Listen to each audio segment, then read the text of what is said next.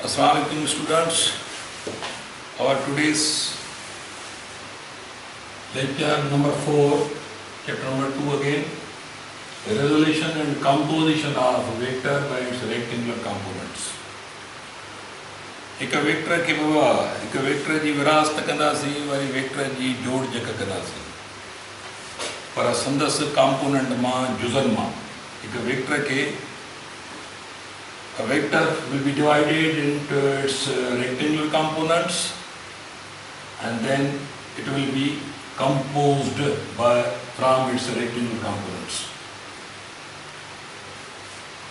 असा प्लेन में था जो पे फर्स्ट कयो बिन dimension x axis y axis सां वटि हिकु पॉइंट p आहे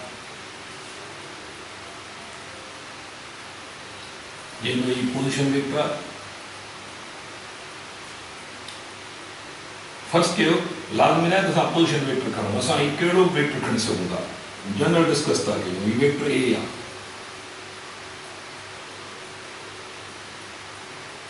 वेक्टर ए हाणे हिनजो जेको ज्योमेट्रिकल डायरेक्शन आहे एक्स एक्सिस सां ही ज्योमेट्रिकल डायरेक्शन सॼो जेको एंगल थीटा अलाए थींदो. Now this vector A lies in plane in 2 dimensions. You any vector x में by y में by. मिसाल जी करे फोर्स आहे त इहो फोर्स हाणे विरहाइजी वेंदो इहो विरहाए फोर्स बाबा x में विरहाइजी वेंदो फोर्स y में विरहाइजी वेंदो. वेलासिटी आहे हिकिड़े बॉडी हिन रफ़्तार सां थी वञे त इहा x में वञी रही आहे त y में वञी रही आहे इहा अॻिते वञी रही आहे त मथे वञी रही आहे इहा वेलासिटी था खणो तो वो इन तरफ रफ्तार केतरी है इन तरफ रफ्तार केतरी है जेकर ही फोर्स आ तो फोर्स इन तरफ केतरो इन तरफ केतरो तो हर वेक्टर के लाज़मी को डायरेक्शन होंदो पर जेकर प्लेन में को वेक्टर तो वो यो रिजॉल्व थींदो विरहाइजी वेंदो ये पॉइंट p वटि हेड आ हितां लाइन किराईंदासीं लाइन ड्रॉप कबी इट ये जेका लाइन ड्रॉप कईसीं इतने तव्हांजो क्यू पॉइंट हाणे ही हिस्सो सॼो हिनजो हिन ए वेक्टर जो एक्स कंपोनेंट चइबो ऐं हीअ सॼो वाई कंपोनेंट ए वाई त ही ॿई सॼा rectangular components these both are called rectangular components because these components are always mutually perpendicular to each other. ही ॿई component पंहिंजो पाण में 90 डिग्री ते हूंदा पंहिंजो पाण में 90 डिग्री ते हूंदा उन करे रेक्टेंगुलर components आहिनि जेकर हेॾां खणंदो त ही ॾिसो त x component x एक्सिस में आहे ऐं वरी हेॾां एंगल खणंदो त 90 इहो यादि रखे छॾियो त रेक्टेंगुलर component जो मतिलबु इहो आहे त इहे component पाण में 90 डिग्री ते हूंदा यादि रखे ताणी हिन वेक्टर जा ॿ कंपोनेंट आहिनि हिकिड़ो एक्स कंपोनेंट हिकिड़ो वाई कंपोनेंट माना ही वेक्टर प्लेन में आहे हाणे एक्चुअली ॾिसो त हिते हिकिड़ो ज्योमेट्री जे हिसाब सां राइट एंगल्ड ट्रायंगल ठहियो आहे माना जंहिंजी हिकिड़ी कुंड 90 जी हुजे त ही हेपार्टिन्यूज़ आहे ही परपेंडिकुलर आहे ही बेस आहे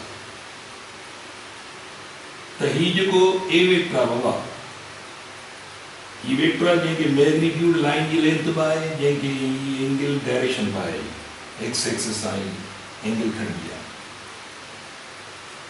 तो इन एंगल की अपोजिट साइड के परपेंडिकुलर जो एंगल कैसा थी थे जे लाइन से थे थी वो बेस लाइन है जैसे एक्स एक्सिस जो तो ही कंपोनेंट अलोंग एक्स एक्सिस का ही कंपोनेंट ये तेरे वाई में आई ने करी वाई कंपोनेंट था कारण ही कंपोनेंट माना जुज़ा हाणे ही कीअं लॻबो आहे मां डायरेक्ट लिखां थो पियो हिते वधीक ख़बर आहे तव्हांखे थोरो सां ॻाल्हियूं रिकॉल था कयूं सिर्फ़ु असां फर्स्ट ईयर में इहे सभु शयूं तव्हां पढ़ी आहे डिटेल सां हिते असां हीअ वाई कंपोनेंट कीअं लॻबो हिते वेक्टर जो वाई कंपोनेंट लाइ जो एक्स कंपोनेंट कहिड़ो त इहो एक्स कंपोनेंट कीअं लॻबो त हिकु कहिड़े वेक्टर जो x component is equal to a cosine cos या cosine of theta.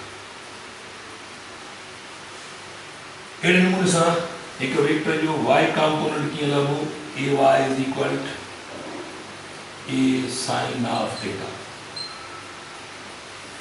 ओके, त अहिड़े नमूने सां वरी हिकु वेक्टर जेकॾहिं प्लेन में आहे त उनजी लेंथ यानी उनजी मैग्नीट्यूड, वेक्टर जो मैग्नीट्यूड केतिरो आहे, हीअ फोर्स केतिरो आहे, हीअ रफ़्तार केतिरी आहे, हीअ टार्क केतिरो आहे, यानी ॿिए लफ़्ज़नि में वेक्टर ख़बर आहे तव्हांखे त वेक्टर जी लेंथ मैग्नीट्यूड ॿुधाए करंदी आहे। लेंथ लर्न माना मैग्नीट्यूड लर्न। त हिन वेक्टर जो मैग्नीट्यूड कीअं लभो, हिन वेक्टर जो मैग्नीट्यूड इज इक्वल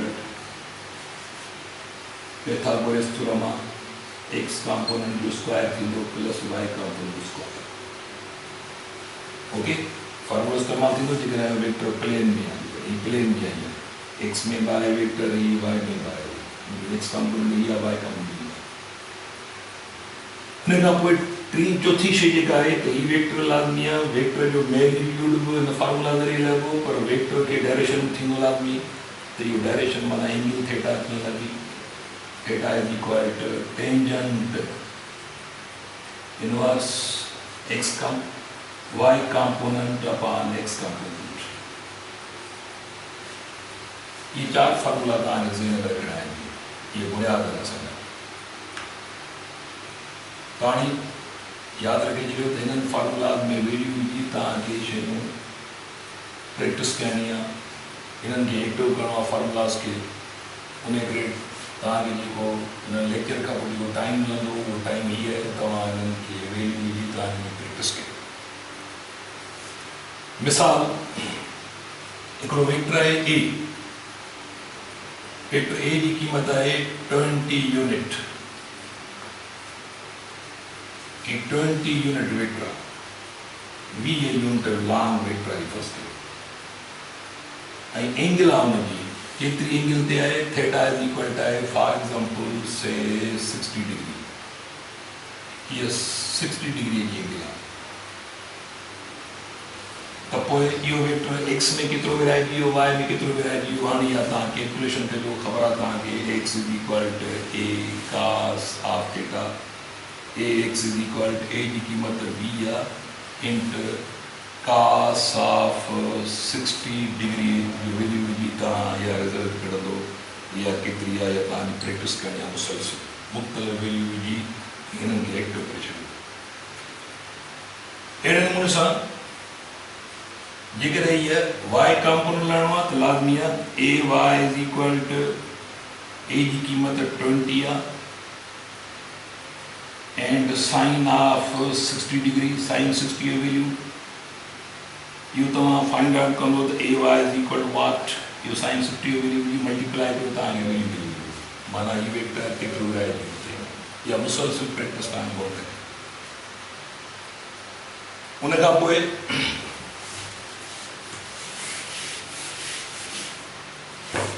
जेकॾहिं तव्हांखे ख़ुदि वेक्टर गिवन न आहे, अननोन आहे, ख़बर न आहे त हीउ केतिरो वेक्टर आहे, हीउ केतिरो आहे, तव्हांखे एक्स कंपोनेंट मिलियो पियो आहे, तव्हांखे वाई कंपोनेंट मिलियल आहे, फर्स्ट कयो, जेकॾहिं फर्स्ट कयो असांखे एक्स कंपोनेंट मिलियल आहे 6 ऐं वाई कंपोनेंट मिलियल आहे 8, त पोइ ॿुधायो बाबा ख़ुदि पाण वेक्टर केतिरो आहे, वेक्टर जो मैग्नीट्यूड। माना फर्स्ट कयो असांखे कंपोनेंट मिलियल आहिनि, एक्स कंपोनेंट मिलियल आहे, वाई मिलियल आहे, त हाणे जुज़ा मिलियल आहिनि, पाण ख़ुदि वेक्टर केतिरो आहे, त पोइ फॉर्मूला तव्हांखे इस्तेमालु थींदो, ए जो मैग्नीट्यूड हीअं बि लिखी सघो था, प्लेन में लिखी सघो था, is equal under root y 6 जो स्क्वायर करे छॾियो प्लस 8 जो स्क्वायर करे छॾियो, ऐं ए जो मैग्नीट्यूड 36 64 इहो एड करे तव्हां, ये सिंपल अरेंजमेंट आहे, ये तव्हां प्रैक्टिस करो, या तव्हांजी प्रैक्टिस करो। ये शयूं असां निकाल कयूं आहिनि, इहे सभु शयूं तव्हांजो बुनियादी आहिनि, इहे थियल हुजनि। उन खां पोइ जेकॾहिं फर्स्ट कयो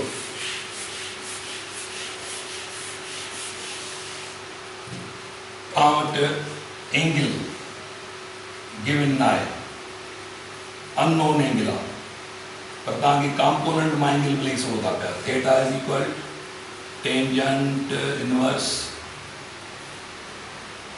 ay upon x. Theta is equal to tangent inverse y component.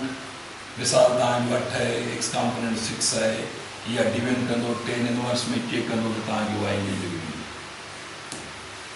इहा मुसलसिल प्रैक्टिस तव्हांजी हुअणु खपे। अच्छा, इहा लाज़िमी आहे त एंगल तव्हां हिन फार्मूला, ही फार्मूलो तॾहिं इस्तेमालु थींदो जॾहिं तव्हांखे ही कॉम्पोनेंट ॿई मिलियल हुजनि, न त एंगल त तव्हां हितां मिलाई सघो था। ax is equal to a cos of theta, साॻी एंगल बि त हितां ईंदी, सा हितां बि ईंदी। हीअ एंगल मिसाल कीअं cos theta is equal to x component upon magnitude। हाणे मिसाल cos theta is equal to x component तव्हांजो मिसाल 6 आहे ऐं ख़ुदि वेक्टर पाण केतिरो, वेक्टर पाण फर्स्ट कयो केतिरो वेक्टर आहे, पाण वेक्टर आहे 36 चओ 8 ई थियो मिसाल 36 में चओ 100 त हिन जो रूट वञी 10 यूनिट, ही 10 यूनिट वञी त जेकॾहिं फर्स्ट कयो ही 10 आहे, फॉर एग्जाम्पल ही 10 यूनिट आहे ऐं ही वैल्यू असांजो फर्स्ट कयो 6 आहे ऐं ही 8 आहे, ही 6 आहे ही 8 आहे, त पोइ ax upon a ही माना ही ख़ुदि वेक्टर जेको आहे पाण जो मैग्नीट्यूड जेकॾहिं 10 आहे त पोइ तव्हांखे जेका एंगल हितां मिलंदी उहा साॻी एंगल हितां मिलंदी। माना theta is equal to cos inverse 6/10।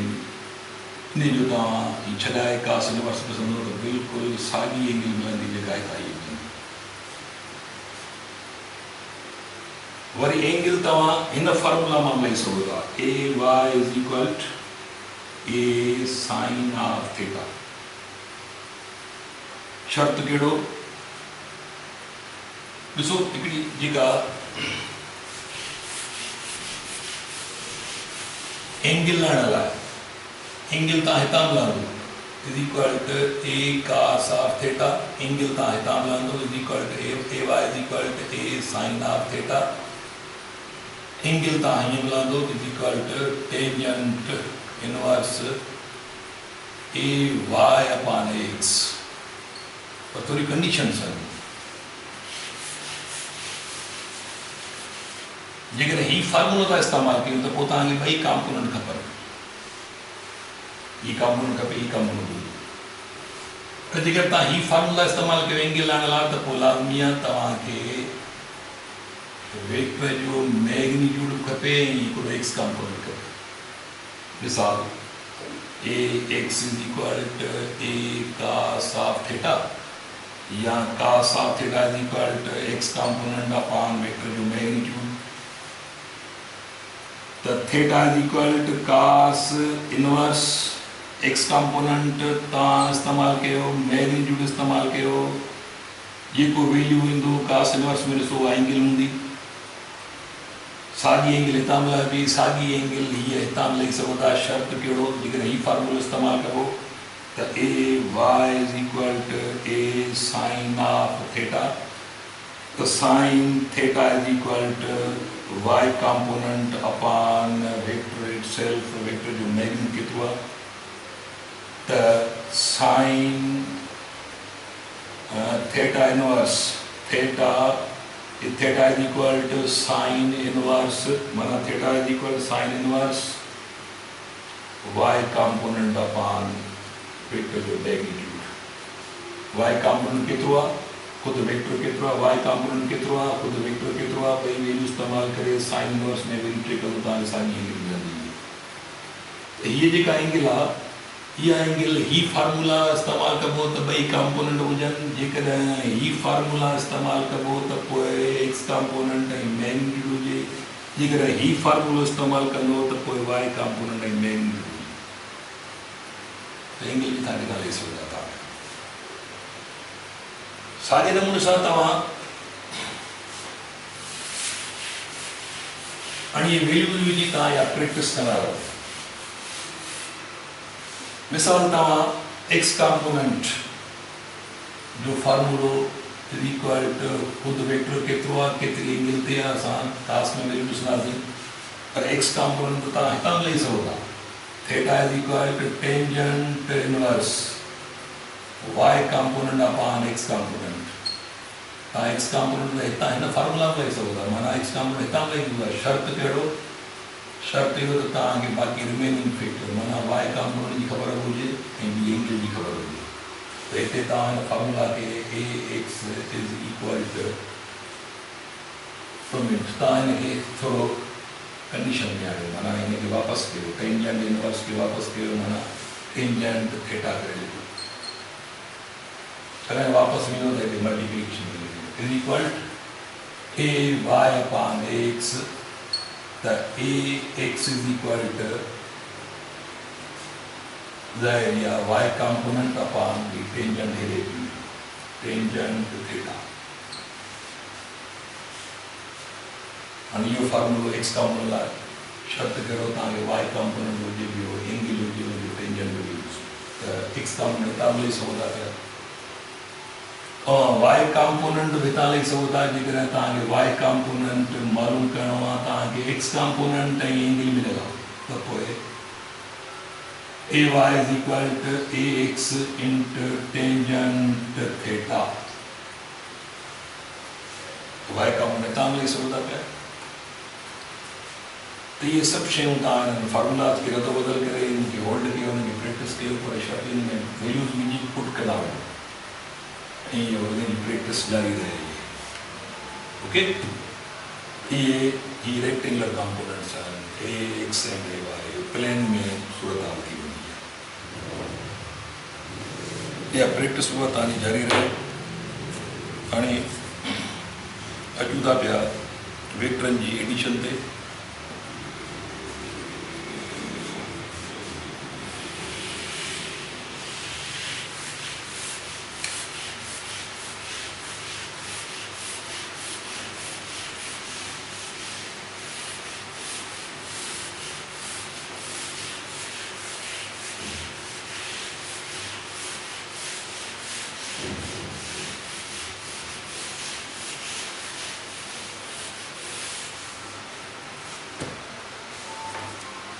addition of vectors.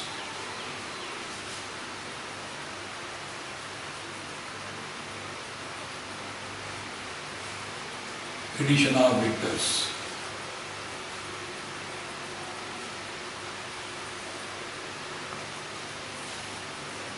और एडिशन जा ॿ क़िस्म आहिनि हिकिड़ी आहे graphical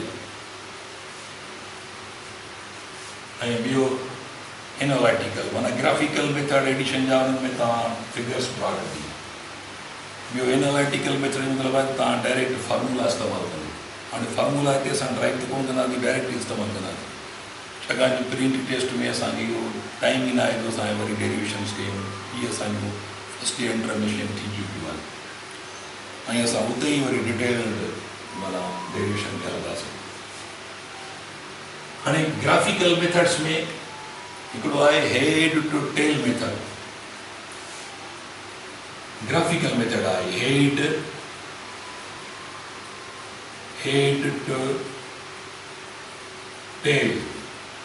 two tail method of vector addition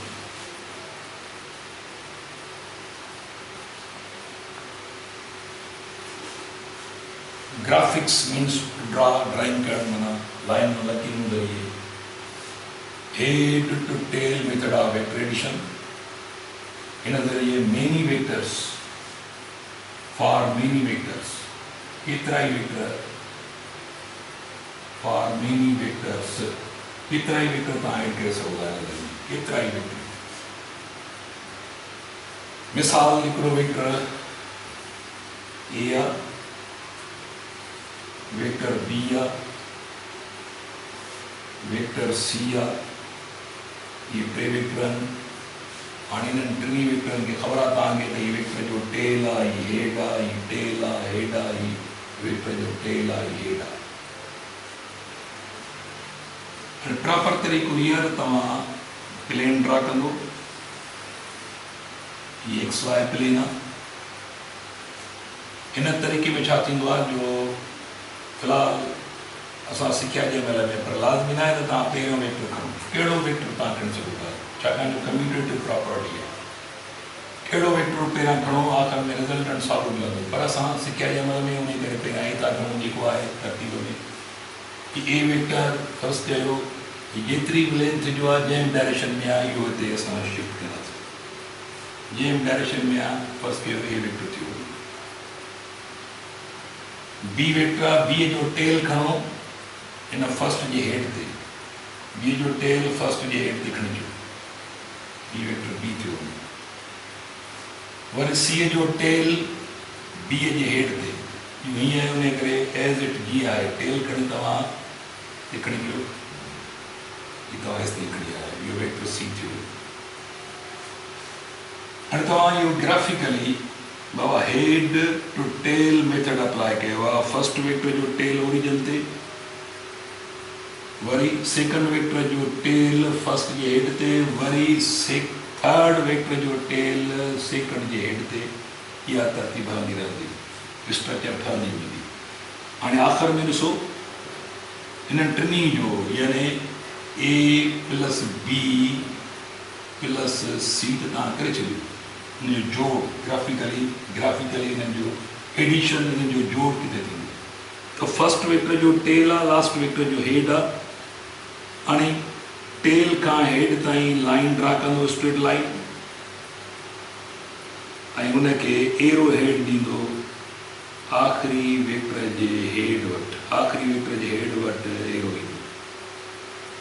हाणे एक्चुअली ही तव्हांजो रिज़ल्टेंट वेक्टर आहे, चाहे तव्हांजो ही तव्हांजो जोड़ आहे, ही तव्हांजो रिज़ल्टेंट वेक्टर आहे, ही रिज़ल्टेंट वेक्टर आहे, ही रिज़ल्टेंट वेक्टर आर। तव्हां टिनि वेक्टरनि जी एड कई आहे, माना A plus B plus C is equal to R. यादि रखिजो त रिज़ल्टेंट वेक्टर जो डायरेक्शन जेको हूंदो उहो काॾे वेंदो, from tail of first vector to head of last vector. इहो असां हीअं न खणंदासीं, पर रिज़ल्टेंट जो डायरेक्शन हमेशह from tail of first vector to head of last vector. त इहे तव्हांजो रिज़ल्टेंट आहे। इहो ग्राफिकली असां हीअं माना head to tail rule method apply कयो, जेको ग्राफिकल मेथड आहे। त अहिड़े नमूने सां जेकॾहिं फ़र्ज़ु कयो जेतिरो बि, फॉर एग्ज़ाम्पल हिकिड़ी ॻाल्हि जेका ख़ासि उहा इहा आहे त जेतिरो बि लास्ट वेक्टर जो हेड फर्स्ट वेक्टर टेल जे क़रीब ईंदो, जेतिरो क़रीब हूंदो ओतिरो जोड़ रिज़ल्टेंट एडिशन जो मैग्नीट्यूड घटि थींदो वेंदो, जेतिरो क़रीब हूंदो। मिसाल फॉर एग्ज़ाम्पल ही हिकिड़ो वेक्टर आहे ए, फर्स्ट कयो ॿियो वेक्टर असांखे बी मिलियल आहे, फर्स्ट कयो टियों वेक्टर असांजो ही सी आहे। हाणे हिते जेको ए वेक्टर आहे हुनजो टेल ही आहे, ऐं सी लास्ट वेक्टर जो, ही लास्ट वेक्टर जो हेड हिते आहे, त हिक ॿिए जे क़रीब अची आहे। त हाणे हिन जो रिज़ल्टेंट जेको थींदो सो ॾिसो त लाइन जी लेंथ बिल्कुलु बारीक थी वेंदी, रिज़ल्टेंट वेक्टर जेतिरो लास्ट वेक्टर जो हेड फर्स्ट वेक्टर जे जेतिरो क़रीब ईंदो ओतिरो तव्हांजो रिज़ल्टेंट एडिशन में ओतिरी घटिबी आहे। ऐं जेकॾहिं फ़र्ज़ु कयो त लास्ट वेक्टर जो हेड फर्स्ट वेक्टर जे टेल सां थो अची मिले त पोइ रिज़ल्टेंट ज़ीरो थी वेंदो, यानी नल वेक्टर ठहंदो आहे। मिसाल ईअं जेकॾहिं फ़र्ज़ु कयो असां वटि वेक्टर मिलियल आहिनि, फ़र्ज़ु कयो असां मिलाईंदा था हलूं, हिकिड़ो वेक्टर हीअ आहे, ॿियो वेक्टर फ़र्ज़ु कयो मिलियल आहे जंहिंजो ॿिए वेक्टर जो टेल हिते था खणूं। असांखे फ़र्ज़ु कयो हिकिड़ा 4 वेक्टर आहिनि गिवन, असां अहिड़े तरीक़े सां मिलाईंदा था अचूं। हीउ ॿियो वेक्टर बी आहे, फ़र्ज़ु कयो हीउ टियों वेक्टर असांजो सी आहे, ऐं चौथों वेक्टर असांजो डी आहे जेको अची थो फर्स्ट वेक्टर जे टेल सां मिले, फ़र्ज़ु कयो डी आहे। माना असांजो पहिरियों वेक्टर ए, ॿियो असांजो वेक्टर जेको आहे सो बी आहे, टियों वेक्टर असांजो सी आहे, ऐं चौथों वेक्टर असांजो डी आहे जंहिंजो हेड अची थो फर्स्ट वेक्टर जे टेल सां जॉइन करे। हाणे 4 वेक्टरनि हेड टू टेल रूल मुताबिक़ मिलाया अथऊं असांखे अहिड़े तरीक़े सां ई मिलियल आहे जो लास्ट वेक्टर जो हेड फर्स्ट वेक्टर जी टेल सां मिलियो। हाणे सॼी आहे क्लोज्ड फिगर, ये क्लोज्ड फिगर आहे। हाणे हिन में जेको रिज़ल्टेंट थींदो आहे, रिज़ल्टेंट आर कंहिंजो रिज़ल्टेंट आहे और चेन वेक्टरनि जे एडिशन जो A plus B plus C यानी A plus B plus C plus D, ये 4 वेक्टर मिलाए थो त जेकॾहिं लास्ट वेक्टर जो बाबा हेड फर्स्ट वेक्टर जी टेल सां न मिले त इहो क्लोज फिगर आहे। हाणे हिन जो असां रिज़ल्टेंट त किथे ठहंदो, रिज़ल्टेंट ठहंदो आहे फर्स्ट वेक्टर जो टेल ऐं लास्ट वेक्टर जो हेड जे दरम्यान जेको गैप ठहियो, जीअं हिते गैप ठहियो, जीअं हिते गैप ठहियो त हिते त गैप ई कोन्हे को, उन करे रिज़ल्टेंट यादि रखी ज़रूरत सम्झो रिज़ल्टेंट वेक्टर जेको थींदो यानी resultant vector is equal two 0। हाणे इहो आहे तव्हांजो null vector from many vectors. त नल वेक्टर सां पोइ पढ़ी आयासीं, ॿिनि वेक्टरनि मां नल वेक्टर तॾहिं थींदो जॾहिं 2 vector having same magnitude and opposite direction ऐं उन्हनि खे एड कयूं त उनजी रिज़ल्ट नल मिलंदी आहे। पर मेनी वेक्टर्स मां बि नल वेक्टर ठहंदो आहे। मेनी वेक्टर्स मां नल वेक्टर कीअं ठहंदो? If we have given more than 2 vectors of different direction, different magnitudes, then they can form null vector। और उन लाइ लाज़मी आहे कंडीशन आहे, उहा लिखो, शाबाश, उहा कंडीशन लिखंदा पिया। when यानी null vector from many vectors, null vector from many vectors, null vector from many vectors when more than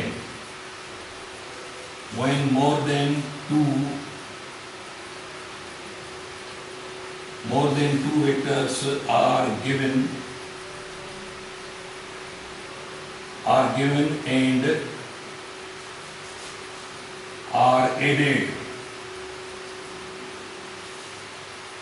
in such a way that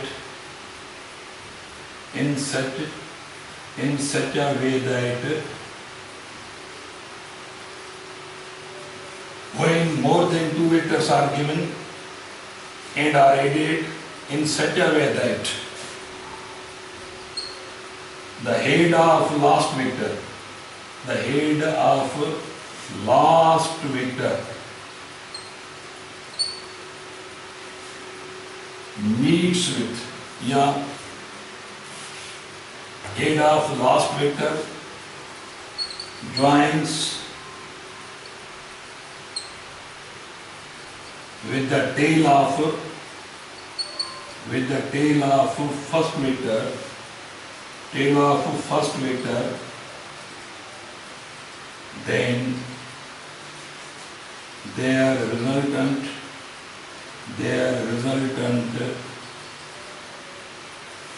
will be 0 or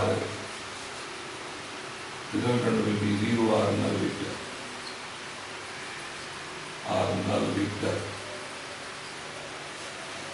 निदान मूल मिसाल इन जो रिज़ल्टेंट जेको आहे सो यादि रखिजी ज़रूरत आहे। रिज़ल्टेंट इहो थींदो, माना असांखे फर्स्ट कयो ABCD 4 वेक्टर मिलियल आहे, असां मिलाईंदा आयासीं। लास्ट वेक्टर जो हेड फर्स्ट वेक्टर जे टेल सां मिलियो, पोइ क्लोज फिगर आहे। इन वेक्टर एडिशन जो टोटल सम जोड़ रिज़ल्टेंट 0 थी वियो। इन इहो नल वेक्टर जो example. Next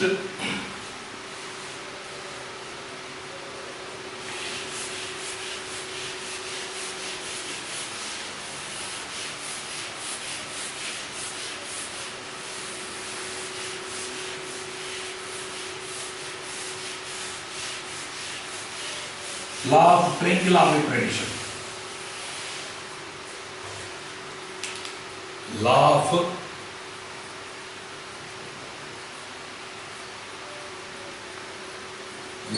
triangle of vector addition. Law of triangle of vector addition. Only for two vectors.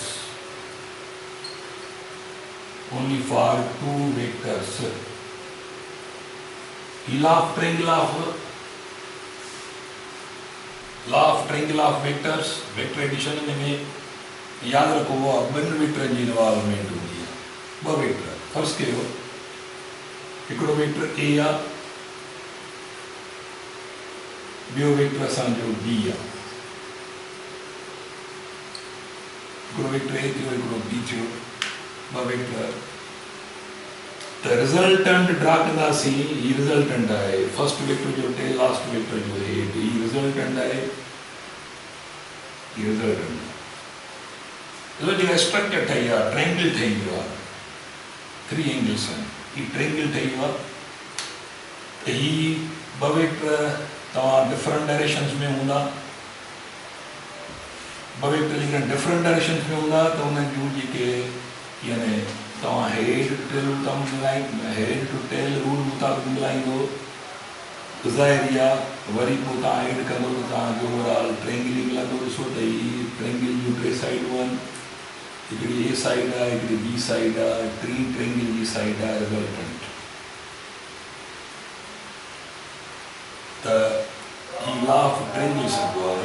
इनखे कीअं तव्हां डिफाइन कंदो त if we have given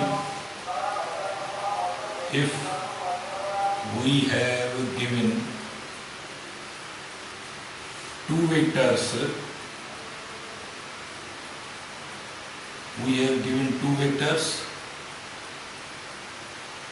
and are headed in such a way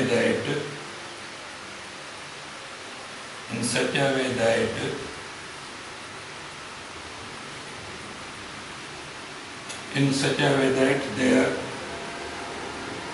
two sides, in such a way that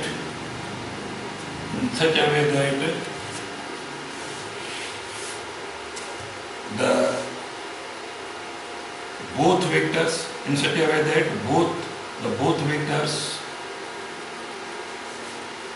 becomes the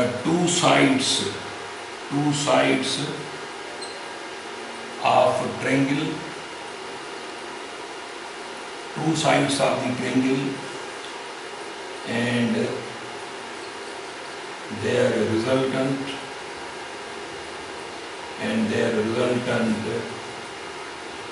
becomes third side of the triangle, of the same triangle. Third side of the same triangle.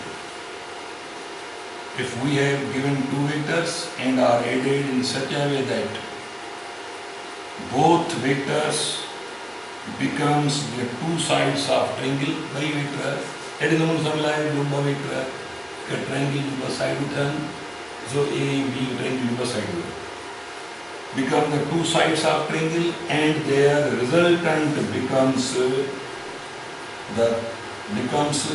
third side of the same triangle. साॻे triangle जी third side में resultant आहे। इन ॿिनि जो resultant जो आहे या खुद पाण resultant in triangle ji third side आहे। त पोइ तव्हां वटि इहो लॉ ऑफ ट्रायंगल आहे। त यादि रखी छॾियो त कहिड़ा बि डायरेक्शन में जेका ॿ वेक्टर हूंदा, हिकिड़ो वेक्टर तव्हांजो ए आहे, ॿियो वेक्टर बी आहे। हाणे इहो अहिड़े नमूने सां मिलाए थो जो ॿिन्ही जो रिज़ल्टेंट ड्रा कंदासीं लाज़मी आहे जेको आहे सो थर्ड साइड, माना ट्रायंगल जी थर्ड साइड ते बीठी। ये ट्रायंगल जी ज़ाहिर आहे जेको फर्स्ट वेक्टर उन हेठ सां सेकंड वेक्टर जो खेल आहे, लास्ट वेक्टर जो हेड आहे तव्हांजो रिजल्टेंट जेको ट्रायंगल जो थर्ड साइड हूंदी जो लॉ ऑफ ट्रायंगल आहे। याद रखे जेको असां हीअं न मिलाईंदासीं, हीअ लाइन असां रिजल्टेंट हीअं न कंदासीं, लेकिन हीअं कंदासीं त पोइ टे वेक्टर था एड कयूं, पोइ नल वेक्टर ठहंदो, उन्हनि टिनी पोइ टे वेक्टर यादि रखिजो। ओके, इन करे असांजो रिजल्टेंट हमेशह from tail of first vector to head of last vector जो हाणे रिजल्टेंट ॾिसो किथे ट्रायंगल ठहियो आहे, ट्रायंगल ठहियो आहे त हाणे वेक्टर अहिड़े नमूने सां मिलाइजनि, ॿ वेक्टर हुजनि अहिड़े नमूने सां मिलनि जो ट्रायंगल ठहे, ॿ साइडूं ॿ वेक्टर ट्रायंगल जी साइडूं हुजनि ऐं थर्ड जेका ट्रायंगल जी साइड उहा रिजल्टेंट जी हुजे। ओके, हाणे इहो अॼोको लेक्चर हिते पूरा कयूं पिया, वरी असां कंटिन्यू कंदासीं, एडिशन असांजी जारी रहंदी, तेसिताईं हाफ़िज़।